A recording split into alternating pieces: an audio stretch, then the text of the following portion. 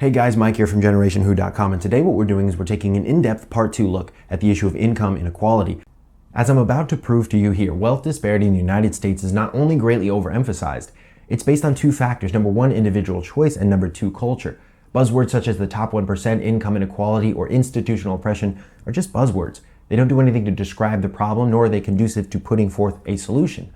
Here's my view. I'm completely okay with income inequality as long as two things are present. Number one, economic or social mobility. This means poor people are leaving poverty and that wealthy people are falling from their pedestal. And number two, fair rules of the game for all. This means you can't be held back because of your race or your religion or your gender.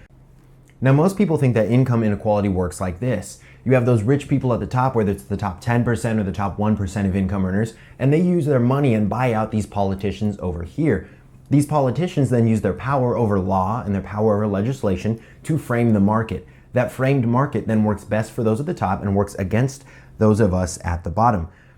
Basically what you get is you vilify the rich and give virtue to the poor, when in reality, we know that this isn't true. Money makes good people better and bad people worse. If you think about somebody like Marshawn Lynch, he was not in the top 1% when he was a running back at Cal, go Bears, and then he signs a contract with the NFL and he wakes up the next day and now he's in the top 1% of income earners. At what point along that line did he go from being an oppressed 99% person to being an evil villain of the top 1%? It doesn't make a whole lot of logical sense. Now, somebody like Marshawn Lynch has done a lot of good for his community. He's given back a lot to the city of Oakland. Again, an example of money making good people better and bad people worse. Now, to give a little credit to this, even the founders were aware that income inequality may cause issues. In Federalist Paper number 10, James Madison writes, quote, "The most common and durable source of factions has been the various and unequal distribution of property," end quote. He knew that this gap could create angst and resentment among the populace. Now, two things resulted from this. Number one, very, very strong private property rights in our Constitution. And number two is America is not a pure democracy. The founders created a constitutional republic. Now, this is an important point. It's an important distinction because a pure democracy, you run into the issue of the tyranny of the majority. Now, the tyranny of the majority is when the 51% overpower the 49%. Ben Shapiro, who has a podcast at thedailywire.com, he's also a best-selling author and a Harvard Law School graduate, describes the tyranny of the majority as such. Three guys walk into a room, one guy is Bill Gates, two guys are not Bill Gates, and they vote 2-1 to take his money. Fair, unfair? Personally, I would call that stealing. Now, the real problem looks a bit different. You see, income inequality as it's presented now is presented as a snapshot in time. That's not a good way to look at it. We went over this in our last video. You should look at it as different people in different stages in their lives. After all, you wouldn't expect a 20-year-old who's just entering the workforce to get paid the same as a 70-year-old who has 50 years work experience and an MBA. There's no reason to believe they get paid the same every year. There's no reason to believe they have the same amount of wealth built up over time. Now, the wealth gap in America is greatly over-exaggerated. What do I mean by this? Well, 77.8% of the economic resources available to those in the bottom 20% of income earners are received in the form of welfare, food stamps, and subsidized housing. This isn't to say that people in the bottom 20% of income earners aren't poor. All I'm saying is this over-exaggerates the difference between rich and poor when you look at it statistically. Now let's look at social mobility or economic mobility. Are poor people leaving poverty and are rich people falling from their pedestals? Well, 3/4 of those Americans whose incomes were in the bottom 20% in 1975 were also in the top 40% at some point during the next 16 years. Furthermore, among people who were 25 in 1996 and who were initially in the bottom 20% of income earners, saw their incomes had risen by 91% by 2005. And last but not least, only 5% of those who were in the bottom 20% of income earners in 1975 were still there in 1991. And 29% of those in the bottom 25% in 1975 had risen to the top 25% by 1991. This shows that poor people are leaving poverty and that a good amount of them are entering wealth. Again, this shows economic mobility upwards, but what about rich people falling from their pedestals? Only 13% of the top 1% of income earners are there the following year. This means that 9 out of 10 of them change year after year.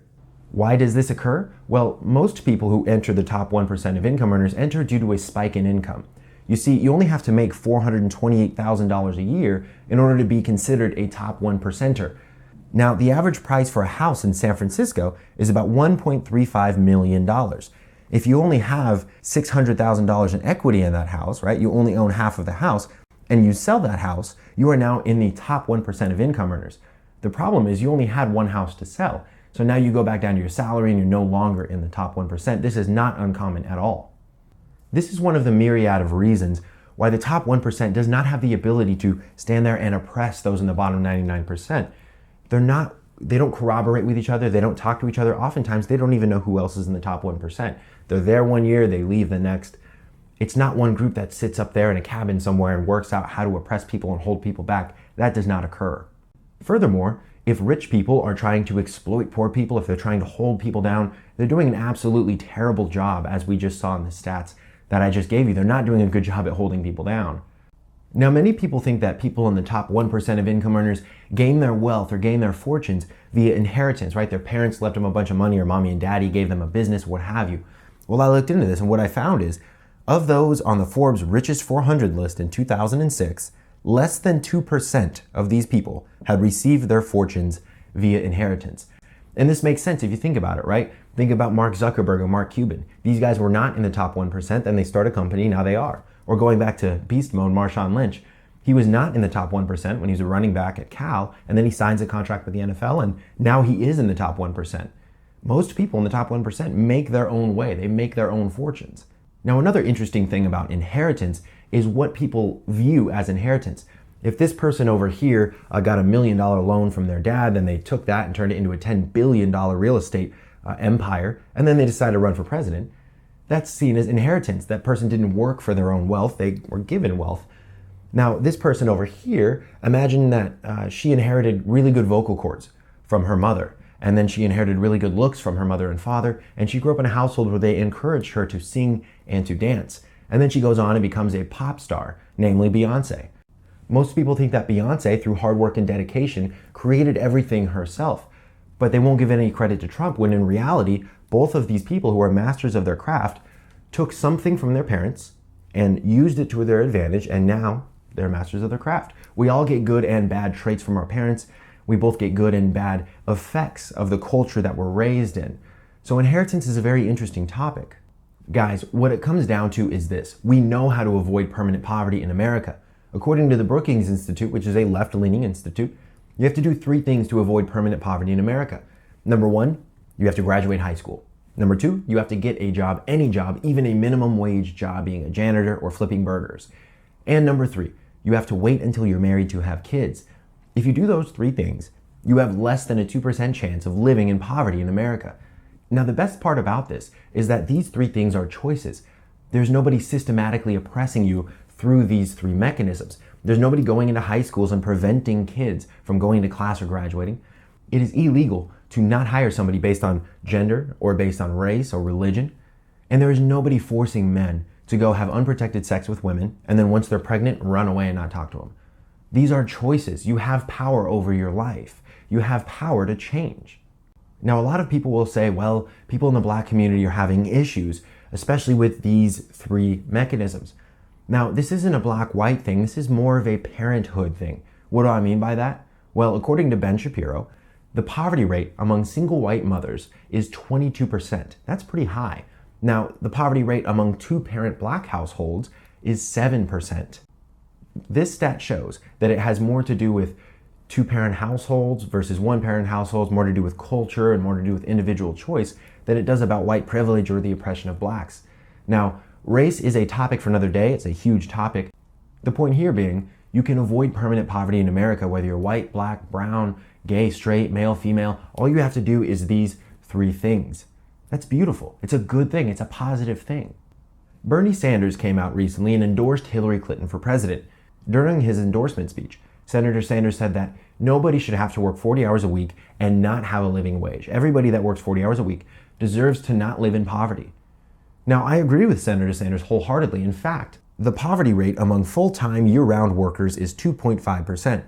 Again, if you take a 2% rounding error, that's about as close to perfect as it gets. So if you work 40 hours a week, you will not live in poverty. This is a positive thing for our country. That means our system is working. Now, let's get into wealth redistribution. Wealth redistribution does not work Ben Shapiro was giving a speech at UC Berkeley, and me and my buddy went, and he described it like this: socialism is rape, capitalism is consensual sex. Very interesting analogy, but it does make sense. Wealth redistribution is taking from man one and giving to man two just because the first guy has more money than the second guy. When we don't know why he has more money, we don't know why this guy has less money.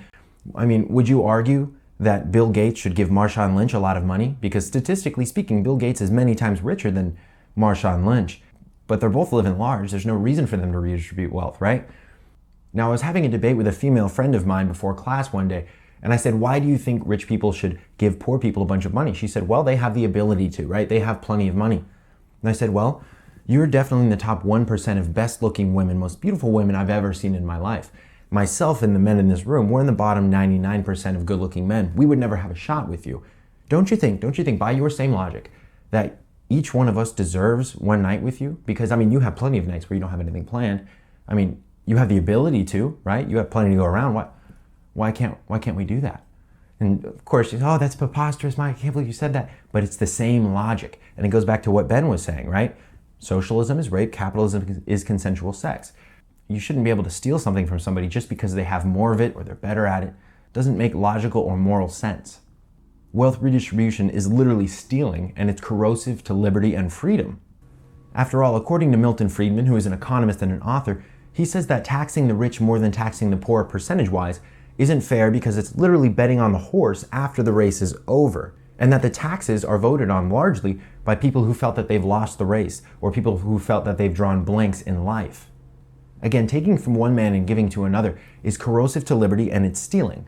Now, according to Milton Friedman, the only benefit to wealth redistribution is that some people feel good some of the time because some of the wealth is sort of being redistributed. Now, I know some of you out there are thinking, well, the wealthy don't pay their fair share in taxes. The top 10% of taxpayers pay over 70% of the tax bill. The remaining 90% of taxpayers pay less than 30%. Furthermore, 47% of Americans pay nothing or nearly nothing of the federal tax bill, as Mitt Romney found out the hard way. The top 10% only bring in 45% of the nation's income. Basically, the top 10% pay over 70% of the nation's tax bill, and they only earn 45% of the income. Now, is that a fair share? Is that not a fair share? Are they paying too much? Are they paying not enough? That's for you to decide. Now, a lot of people complain about the tax loopholes of the rich. Well, I can use the same loopholes. You can use the same loopholes as these rich people. I can go open up a hedge fund. I can go use real estate for tax write-offs. I can start my own corporation today. I can use the same vessels to save money that the rich people can, but oftentimes they have access to attorneys or accountants that poor people either can't afford or don't want to spend money on because there wouldn't be enough of a benefit there for them. But this idea that there's different laws for rich people versus poor people is a false notion. Furthermore, imagine one person who decides to go to, medical school, and they spend 12 years in medical school and doing residencies and getting trained. Then they get out of medical school, they have a bunch of student debt, but they're making $500,000 a year and they're loving their job. Congratulations, go make your money. Now imagine this other person over here decides to go work at 7-Eleven and smoke weed for the next 30 years. Again, that's fine. You can do whatever you want.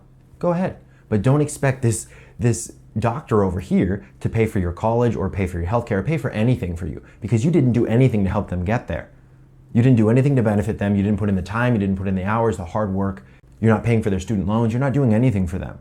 So why do you deserve a piece of that person's hard work, right? Money or capital or currency is simply stored labor. It's a way to store your hard work. And for somebody else to steal your hard work and steal your labor that you've saved up, again, is stealing. Now, I've said it once and I'll say it 1,000 times. You have the right to be lazy. You have the right to suck. You have the right to do it. Fine, go ahead. But don't expect me to give you anything. Don't expect me to pay for anything for you because you're not putting in the work. So in 5 to 10 years from now, when I'm making boatloads of cash, don't expect me to send you a check because you didn't do anything. So you have the right to be lazy. You have the right to suck. You have a right to it.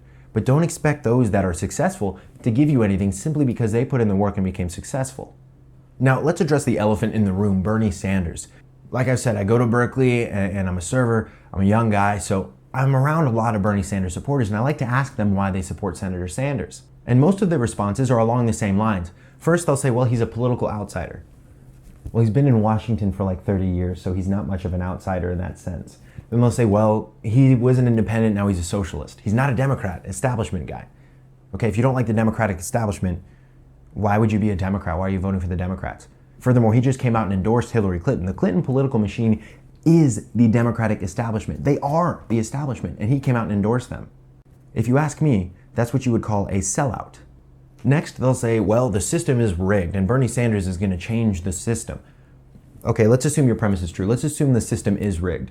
Bernie Sanders wants to increase the size and scope of that system by $17 trillion over the next 10 years. So if you think the system is rigged, why would you want to make it bigger, larger in scope, and more intrusive into your life? Where does that make logical sense? Furthermore, the system is seen as Wall Street and the big banks. Again, Senator Sanders endorsed Hillary Clinton. Hillary Clinton is funded by Wall Street and the big banks. If you think that Hillary Clinton is going to change anything about Wall Street or the banking system just because Bernie Sanders is now endorsing her, you are ill-informed. It will not occur. They've given her and her husband way too much money. Furthermore, Bernie Sanders is known for his fight against the top 1% of income earners, against the top 10% of income earners, and he says that he sides with the average everyday working class American. Yet he endorses Hillary Clinton, who is the top 1% of income earners.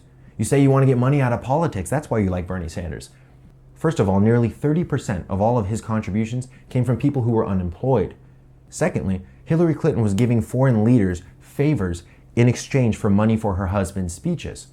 She also uses the Clinton Global Initiative as a slush fund. Again, this is money in politics, and this is the woman that Bernie Sanders is supporting for president.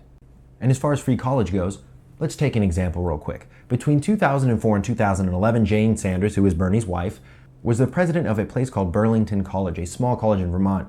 She basically took Bernie Sanders' policy on education.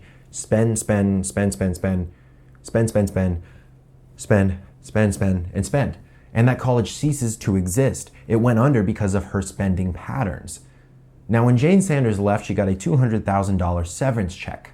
Furthermore, the base salary for a senator is $174,000 when you include per diems and health care and pension plans. It's very conservative to say that a senator makes, in effect, $200,000 a year. If you take Bernie Sanders' $200,000 and Jane Sanders' $200,000 and you add them together, that's $400,000. Now that's assuming that Bernie Sanders makes the base senator salary, that it doesn't make any more, which some senators do, and that they had no other form of income.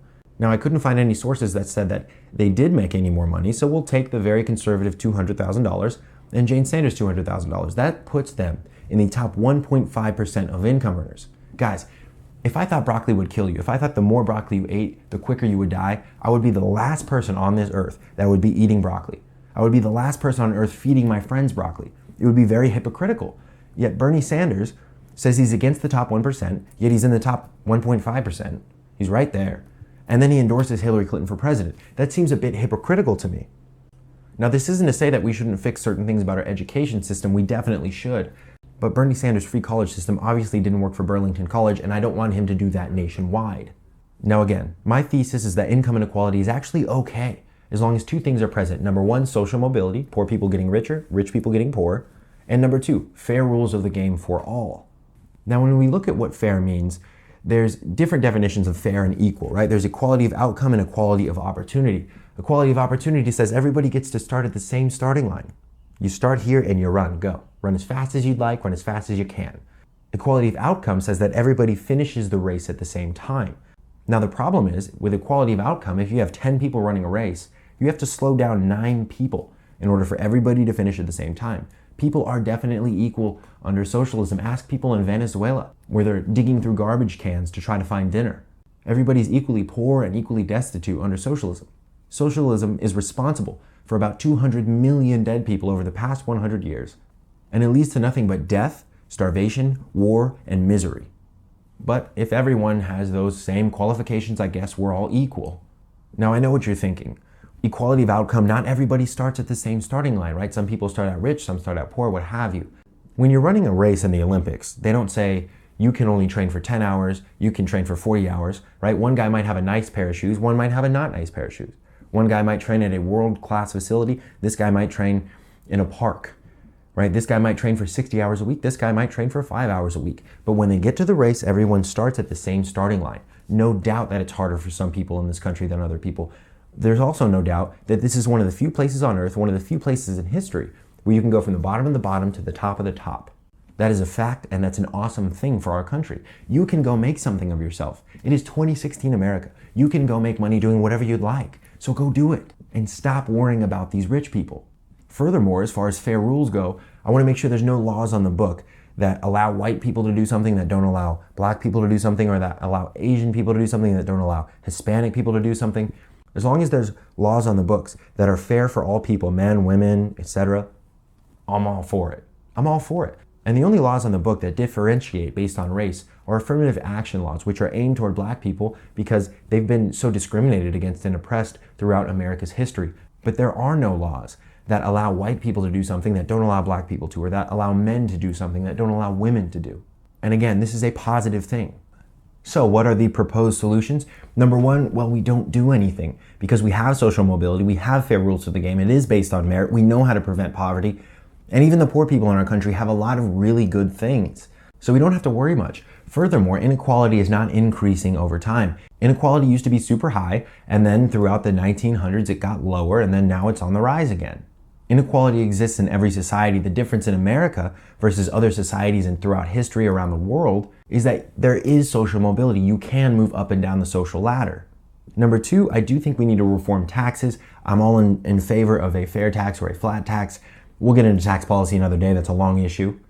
And number three, we need to help poor people. We need to help poor people. We need to stop worrying about rich people. Again, there's a big difference between Bill Gates and Marshawn Lynch, but they're both living the life. We need to figure out how do we help people. Before we worry about free college, there is a 40% dropout rate in many inner city communities in this nation for high school. The best thing we can do for poor people in this country, get them through high school, get them a job, and inform them about the Brookings Institute research, and inform them how to prevent poverty. Once we get the high school dropout rate very, very low, less than 5%, then we can worry about getting people into college and how to pay for it. Until we get people through high school, how do you graduate to college? And last but not least, I'm going to say it one more time. You have a right to suck. You have a right to be lazy, but don't expect me to give you anything for it. And as a parting thought, if you truly believe the top 1% are that evil, well, the top 1% of income earners make about $428,000 a year. The top 10% of income earners make about $240,000 a year. Worldwide, the top 1% make $32,000 a year. And the top 1% own about 50% of the wealth. That means that many of us here in America that have jobs are in the top 1% of income earners worldwide. So if you really believe the top 1% are that evil, if you really believe that the top 1% are that oppressive, you need to practice what you preach, lead by example, sell your stuff, and send that money elsewhere. And there we have it. Income inequality, chopped up, dissected, looked at from every possible angle. Guys, get in the comment section below. Let me know if you agree with me or if I'm going crazy here, if I change your mind. And go to GenerationWho.com for much, much more good content. With that being said, my name is Mike from GenerationWho.com, and I'll see you all soon.